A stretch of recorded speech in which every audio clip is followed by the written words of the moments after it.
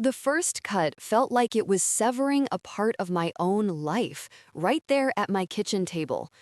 Based on Dr. Albright's preliminary assessment and my authority as power of attorney, we'll begin transitioning your assets, my son's voice said.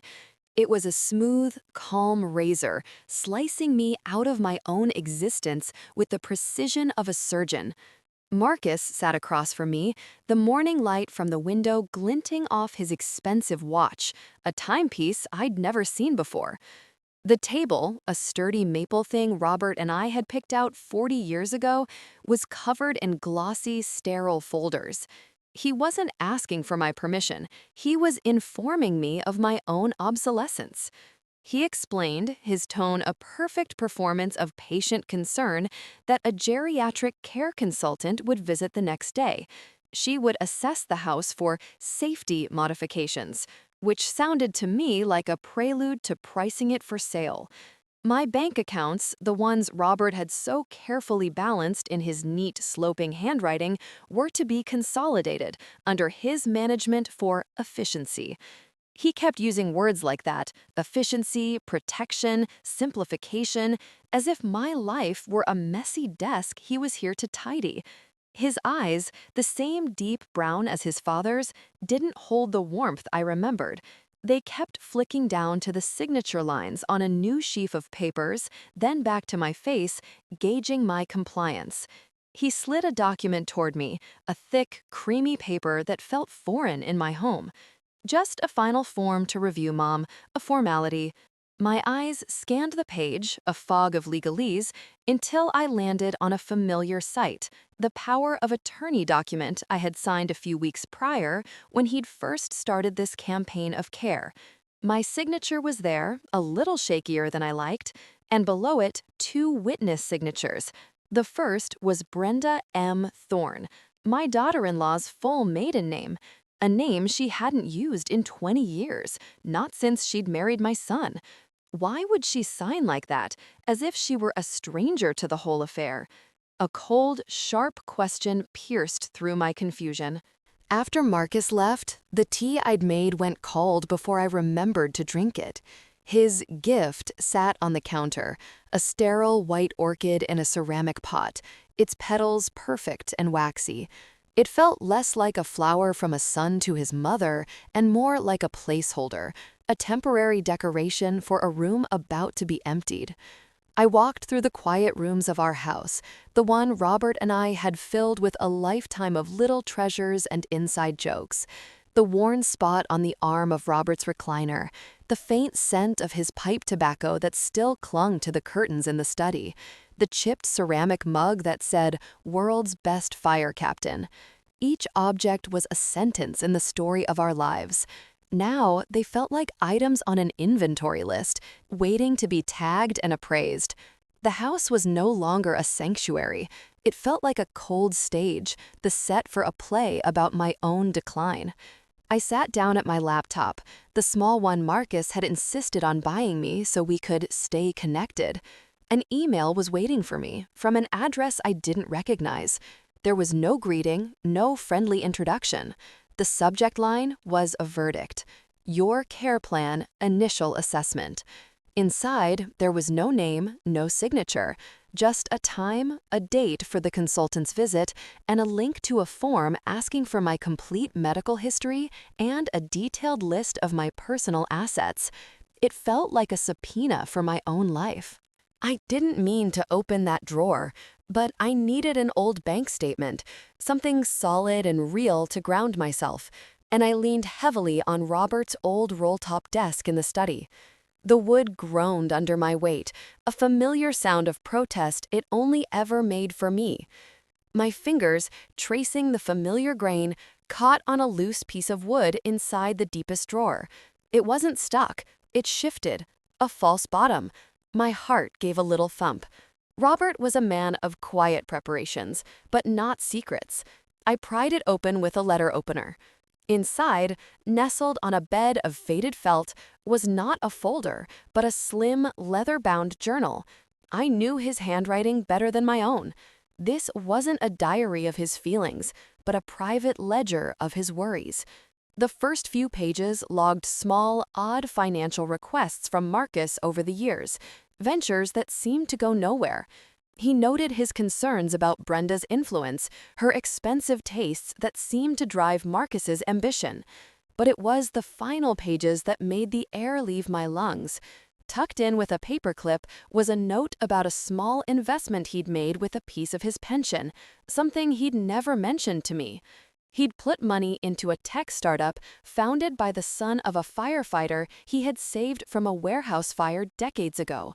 He wrote he wanted it to be a surprise for me, for our future, if it ever paid off. He had circled the name of the company in his strong, steady script, Etherian Labs, and beside it, a notation that felt like a shout from the grave. 5% stake. For Ellie's future. Don't tell Marcus. I had never heard of it in my life. The next day, I met a young woman named Aisha in a quiet corner of the Shaker Heights Public Library. She was a lawyer with the Legal Aid Society, her name given to me by a friend from my church group. I spread Robert's journal on the table between us, alongside the small digital recorder I'd bought, which now held a chillingly clear recording of Marcus on the phone with Brenda, planning the final steps to have me declared incompetent. She read the journal pages without speaking, her face young and sharp. She didn't offer pity, just focused attention. When she saw the company name, her eyes lifted to mine, and any trace of sympathy was replaced by steel. She opened her laptop, her fingers flying across the keys. A moment later, she turned the screen toward me. On it was a press release from a major business journal. Etherian Labs had been acquired 6 months ago by a Silicon Valley giant in a deal worth nearly $100 million. I stared at the numbers, my mind unable to process the string of zeros. Aisha did the math quietly. My 5%, which my son knew nothing about, was worth over $4 million. She looked from the screen to the power of attorney document I'd brought. "There are 2 witness signatures here," she said, her voice low and serious. "You said one was Brenda, signing with her maiden name. Who is the other one? A.J. Peterson?" I shook my head, the motion feeling slow and heavy. "I have no idea," I whispered. "There was no one else in the room when I signed." Following Aisha's advice felt like taking my first step out of a thick fog. That afternoon, I sat in my kitchen and dialed the office of Dr. Albright, the physician Marcus had hired for my evaluation. My hands trembled slightly, but my voice was steady. I explained that I was calling to confirm my appointment.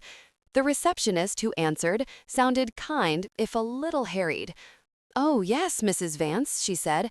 "Your son, Marcus, was very thorough." I held my breath. "Thorough in what way?" I asked. There was a brief pause on the line, the rustle of papers.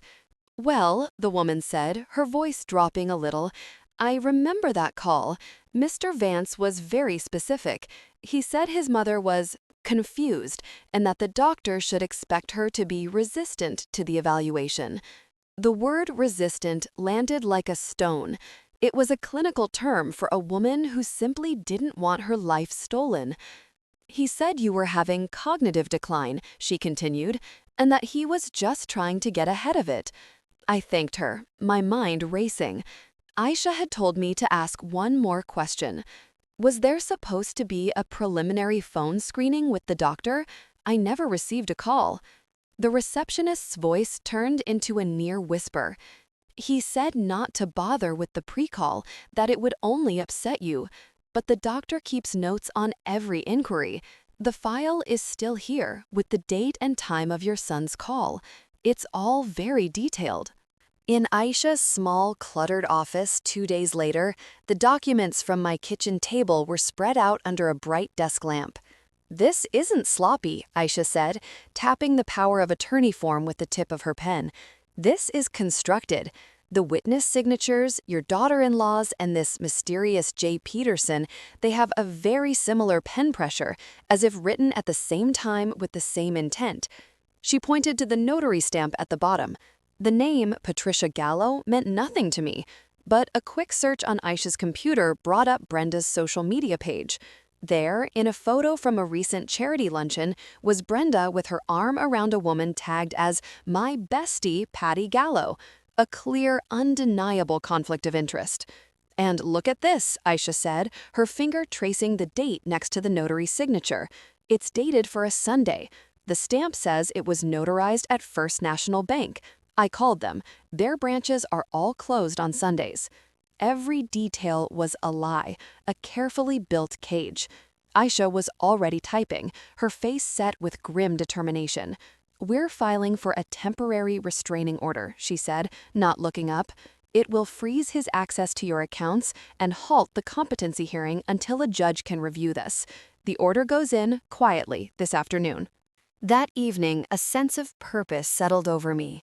I started searching for more papers for Aisha, a proper archivist on my own case.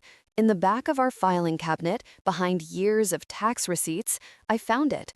It was our original will, the one Robert and I had drafted with our lawyer, Mr. Abernathy, a decade ago. It was a simple, sturdy document, filled with protective clauses for me, clear and loving instructions that left no room for interpretation. His priority, on paper as it had been in life, was my well-being. Tucked inside the folder was a single folded sheet of lined paper. It was a handwritten note from Robert, dated just a year before he passed. His handwriting was as familiar to me as the sound of his laugh. The note read, "Spoke to Marcus about updating our trust. He said he'd have his people handle it to save us the cost. Something feels off. He's too eager. Brenda is pushing him. Sticking with our original plan with Abernathy. It's safer for you, Ellie." I read the lines over and over. He had seen it. He had seen the shift in our son, the cold ambition that was eclipsing his love, and he had put up a final, silent wall to protect me. The piece of paper was a shield he'd left behind. The email from Aisha arrived the next morning. It was only one sentence. "The temporary restraining order has been granted." I didn't cheer, I didn't cry. I just sat at my kitchen table and exhaled, a long, slow breath that felt like the first one I'd taken in a month. The immediate pressure was off. My accounts were safe for now. The competency hearing was postponed. The relief was immense, but it was a fragile thing. That afternoon, the mail carrier delivered a thick, cream-colored envelope. The cardstock was heavy, expensive.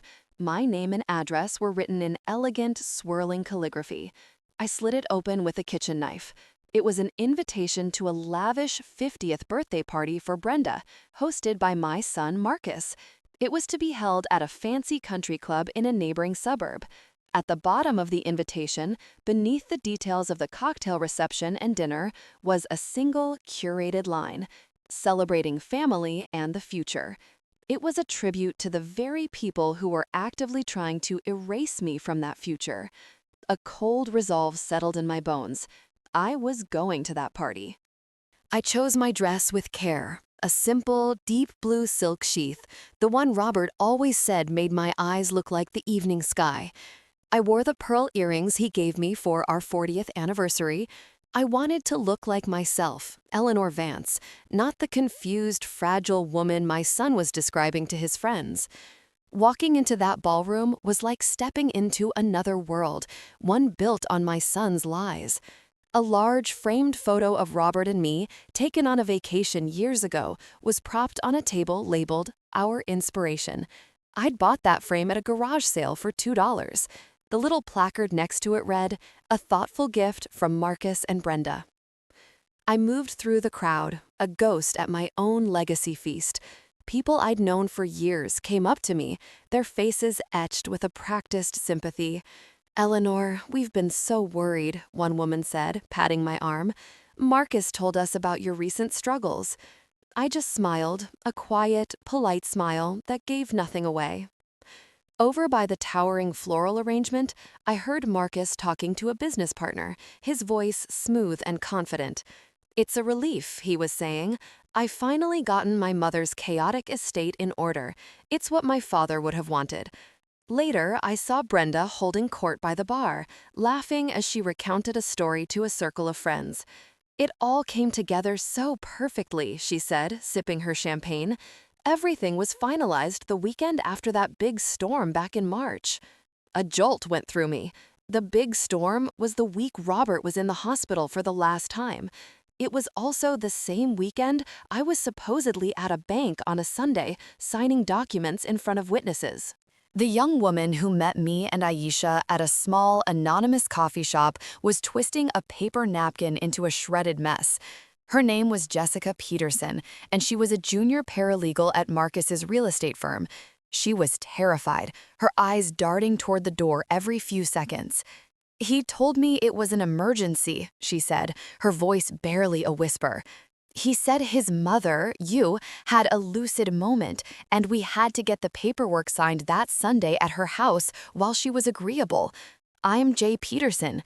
She looked at me then, her expression a mixture of guilt and fear. "I'm so sorry. He's my boss. He said it was just a formality to help you." She explained how Marcus had brought the documents to her apartment on that Sunday night, claiming the bank notary was a family friend who was meeting them at my house. He pressured her to sign as a witness and backdate the signature to the Friday before. "I never met you," she confessed, her eyes filling with tears. "I've never even been to Shaker Heights. And the notary wasn't there either. Marcus took the papers with him when he left. He said he was taking them to the notary's house next." She pulled out her phone and showed Aisha a series of text messages. There they were, time-stamped for that Sunday evening, Marcus asking if she was home, telling her he was on his way with Mom's papers, and thanking her afterward. The timestamps proved he was nowhere near a bank, and neither was she. The letter from Marcus's lawyer arrived by courier. It was polished and cold, full of legal threats and wounded language, suggesting I drop the frivolous and hurtful action immediately to avoid a countersuit for defamation and emotional distress. It accused me of being manipulated by opportunistic legal counsel. I read it, and for the first time, felt a flicker of pure, undiluted anger. Aisha's rebuttal was sharper, shorter, and infinitely more powerful. She didn't bother with accusations or emotional language. She assembled a comprehensive packet. Jessica Peterson's sworn affidavit detailing the Sunday night signing, clear copies of the text messages with their damning timestamps, the statement from Dr. Albright's receptionist about Marcus's preemptive call, and a high-resolution copy of Robert's journal entry about the Ethereum Labs stock. She sent it directly to Marcus's high-powered counsel. There was no cover letter, just the assembled evidence. A few hours later, after she had received confirmation of receipt, Aisha sent one final, chilling email to the opposing counsel. It contained only one line. "We have also filed a motion for a forensic handwriting and document analysis, greenlit by the judge this morning." The mandatory mediation session was held in a sterile conference room with a view of a parking garage. Marcus and his lawyer sat on one side of a long, polished table. Aisha and I sat on the other. A professional mediator, a kind-looking man in his 60s, began with a speech about resolving family matters with grace and dignity. As he spoke, Marcus began his own performance, his voice filled with sorrow as he described his deep concern for his mother's fragility and his loving intentions to protect her. He was painting a picture of a devoted son burdened by a difficult situation. He didn't notice as Aisha silently, gracefully slid a folder across the table to the mediator. Then she slid another to Marcus's lawyer. Inside each was the complete evidence packet. The mediator stopped talking and began to read. Marcus's lawyer, a man with a confident, expensive suit, picked up the first page, his expression shifting from professional boredom to sharp attention, and then to a dawning look of horror. Marcus's speech faltered as he saw the papers in his own lawyer's hand, his narrative crumbling in real time. The silence in the room was absolute. The mediator cleared his throat, his processional calm completely gone. "Counsel," he said, looking directly at Marcus's lawyer, "I suggest you take a brief recess to confer with your client." The lawyer didn't even look at Marcus. He looked at the evidence, then back at the mediator, and whispered, We need more than a recess. All prior petitions are withdrawn. There was no apology, not a real one. What I received was a legal statement, a formal withdrawal of all petitions, couched in language about the resolution of a private family misunderstanding to protect the privacy of a beloved matriarch. My son, who had tried to have me declared a non-person, was now positioning himself as my protector in his retreat. The war was won, but the relationship was a casualty, a piece of shrapnel I would carry with me. He relinquished the power of attorney. He sent a stilted, lawyer-vetted email stating he would respect my space moving forward. The coldness of it was its own kind of confession. Tucked into the final page of the official withdrawal notice that Aisha forwarded to me was a scan of a private, handwritten note from Marcus's lawyer sent directly to her. It was on his firm's letterhead, written in a surprisingly elegant script. It said, simply, "Your client was right to protect what mattered. Well done." It wasn't justice from my son, but it was an acknowledgement from his world that the truth had won. With the legal battle over, I sat down with a proper financial advisor, a woman Aisha recommended. The numbers on the page confirming the value of the Ethereum Labs stock still felt unreal, like a story about someone else. But the control, that felt real. I could have bought a new house, traveled the world, or simply put it all away. But that wasn't Robert's way, and it wasn't mine.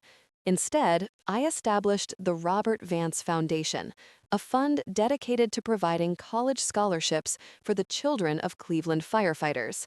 I was archiving the truth of my husband's character, turning his quiet, protective love into a public, enduring legacy. A week later, I visited his old station to announce it. The fire chief, a man named Bill, who had worked with Robert for 30 years, greeted me with a hug. After I told him and the gathered crew about the foundation, he took me aside. "Ellie," he said, his voice thick with emotion, "Robert left something with me years ago. He said I'd know when the time was right to give it to you." He handed me a long, stiff envelope. It was marked, in Robert's hand, "Only for Ellie when the time is right." I thought it would be a letter, but inside, crisp and official, was the original physical stock certificate for his 5% share in Ethereum Labs. He had trusted his friend, his brother in service, more than he had trusted his own son to do the right thing. The dedication ceremony for the new foundation was a small affair, held in the memorial garden behind the fire station. The hydrangeas, just like the ones Robert had tended in our yard, were in full bloom. I gave a short speech, not about betrayal or legal fights, but about Robert's quiet diligence, his belief in looking out for your own. I spoke of his legacy, not of money, but of protection. I wore a small silver hydrangea pin on the lapel of my blue dress. When I finished speaking, they didn't applaud loudly. They stood, firefighters young and old, and just nodded. It was the way people do when they finally understand a truth that was hidden in plain sight. I thanked them, but I didn't stay for the reception and the coffee. I walked out of the garden gate, past the polished red engine, and into the cool Ohio afternoon. The air felt clean in my lungs. I was just Eleanor Vance, walking home under an open sky, my story finally written in a hand that would never be erased.